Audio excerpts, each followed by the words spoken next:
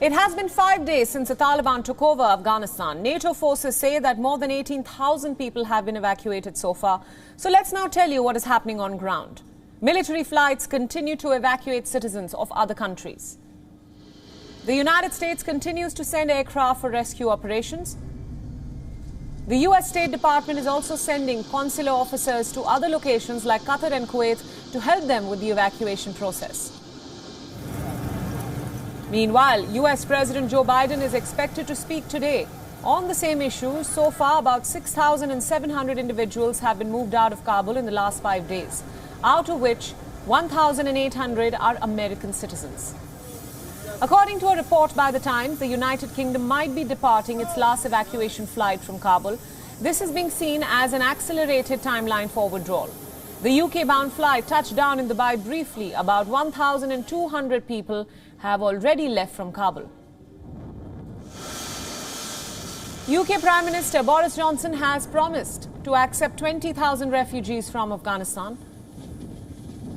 France's evacuation process also continued for a 5th day. French and Afghan citizens arrived at the Al Dhafra base in the United Arab Emirates, and the evacuees were then handed over documents in preparation for their flight to France. 200 people are expected to fly from the UAE. French President Emmanuel Macron welcomed the people returning to Paris, saying it is an honor. France withdrew its last troops from Afghanistan in 2014 and has already evacuated more than 1,000 Afghans. The Pakistan embassy in Kabul has also arranged the evacuation of 350 people. This includes Pakistanis and Afghans. 2 special flights by Pakistan's embassy are set to conduct the operation. Mansoor Khan, who is Pakistan's ambassador to Afghanistan, spoke with the evacuees briefly. Listen in.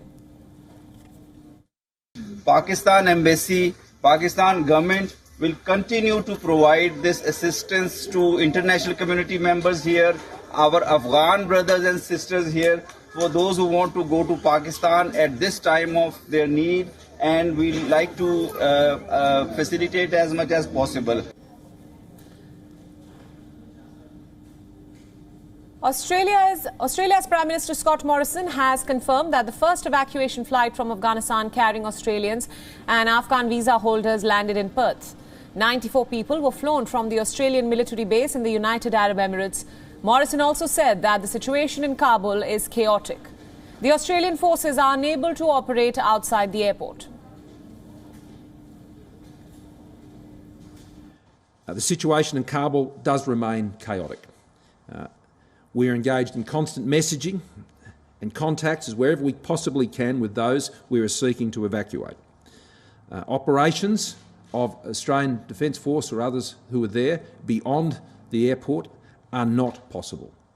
They are not able to be undertaken in any way by the Australian Defence Forces. To do so would put them at great risk with no commensurate benefit.